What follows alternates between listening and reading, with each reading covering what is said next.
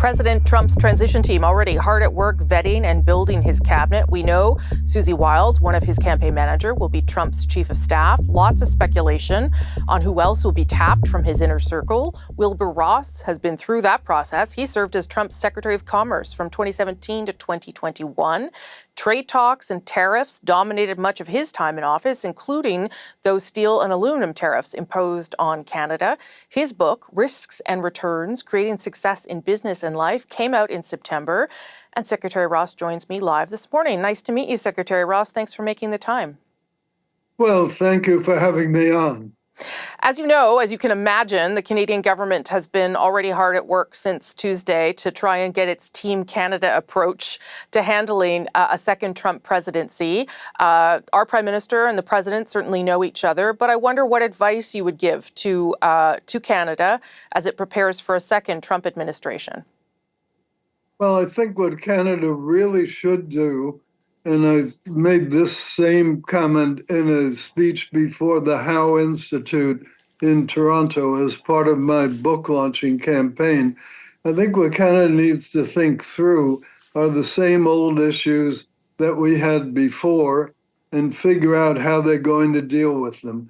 Dairy continues to be an issue.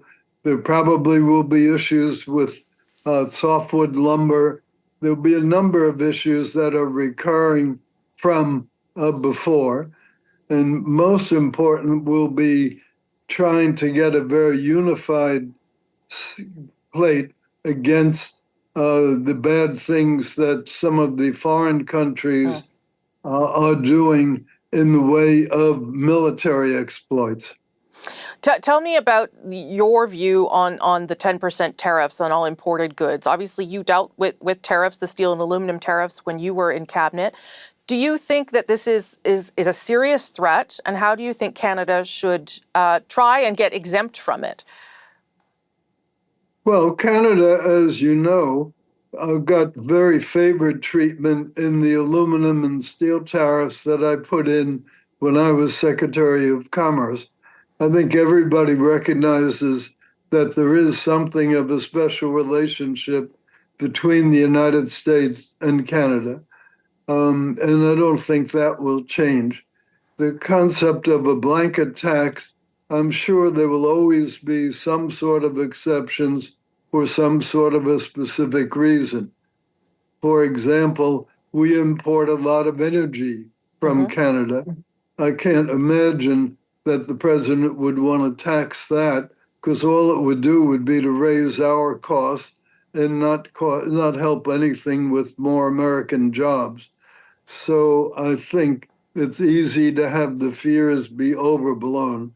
I think the real message, though, is he's going to be cracking down even more than last time on the abuses of trade by various countries.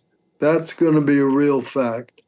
And I think where Canada could cooperate with us very well would be in the high-tech areas, and particularly in space. President Trump was very oriented towards space in his first term in office. I'm going to circle back to a little bit of that, but I wanted to go back to how you start your book, which is your first policy meeting with Trump, where he was very eager to discuss tariffs. And you say in your book, Donald Trump was so determined to fix everything that was wrong right away that every meeting presented a rapid-fire barrage of topics. Do you think he will approach his second term like that as well, Secretary, especially given his overwhelming mandate? Well, I do. And I think in the first week, you're going to see a blizzard of executive orders. Because remember, President Trump accomplished a lot of deregulation by means of executive orders during his presidency. And in fact, we repealed about 8 times as many rules and regulations as we initiated. So he's determined to do that.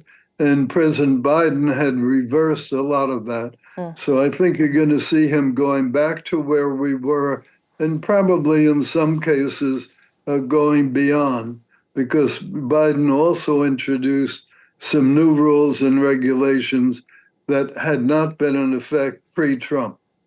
You were obviously around during CUSMA, or USMCA as you call it in the United States. It's up for review in 2026.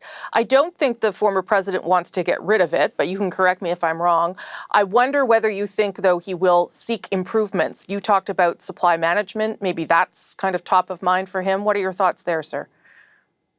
Well, supply management is a very hot topic in business circles as well. You go back 10, 20 years ago, the big byword for business people was globalization and relocation of supply to the lowest possible cost wage areas. So people would make one component in one country, another component in a second one, a third and a third, and then bring it to yet another place for assembly. Well, first of all, that's not 100% efficient because you have transportation costs, you have added inventory costs, but worst of all, every time you add a segment, a geographic segment to your supply chain, you're creating a point of vulnerability. Sure. And that was what came through very, very clearly during COVID. And so how do you think that would affect his approach to a review of the new NAFTA then? Well, as you know, the next report, the first real report on NAFTA, or its more appropriately, its successor, the USMCA, is due to the American Congress in June. So you will see the first hint of what might be going into Congress as of then. You talked about foreign policy a little bit, and of course the other area where Canada is a bit concerned is Donald Trump's focus on NATO spending. Canada's GDP is contribution to defense spending is not 2% of GDP yet. How problematic do you think that is for this country? How determined do you think the president will be to get all countries, all members of NATO there? Well, I think it is important for all countries, all Western countries, all non-communist countries to step up their defense budgets.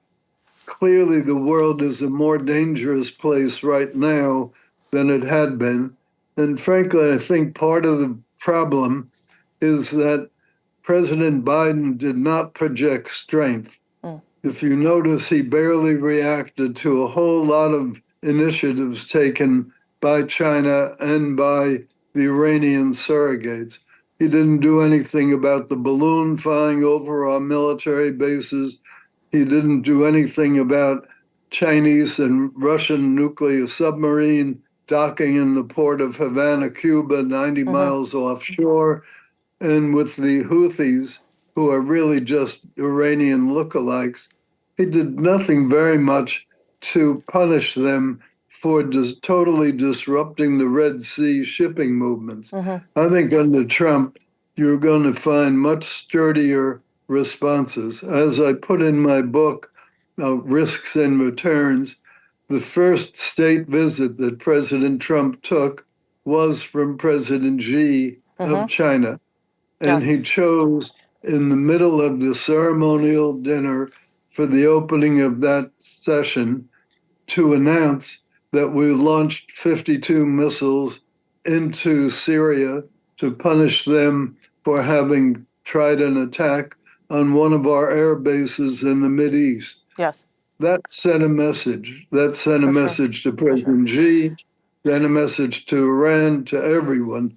And they know that with Trump, if you push him too far, you will get a very, very sturdy response. That kind of behavior was not forthcoming. Secretary Ross, I've got to go, but I know that you were an opponent of Donald Trump's at the negotiating table. That's also in your book. So in just a couple words, how should Canada approach Donald Trump in terms of how to get him to listen to us? Well, I think he will listen. He was respectful of Trudeau.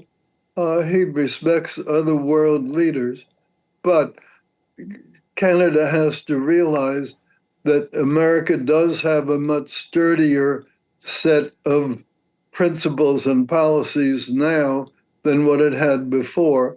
Okay. And so if I were Canada, I would be looking for what things Canada can volunteer to do to facilitate the relationship with the U.S. There's going to have to be concession on both sides. Secretary Ross, so nice of you to make the time. If you end up in cabinet, and even if you don't end up in cabinet, please come back and talk to us again, sir. Well, thank you. I enjoyed talking with you today, and please help promote my book, Risks and Results. You're very good at plugging your book, sir. Thank you, Secretary Ross. Nice to meet you. Thank you. Bye-bye.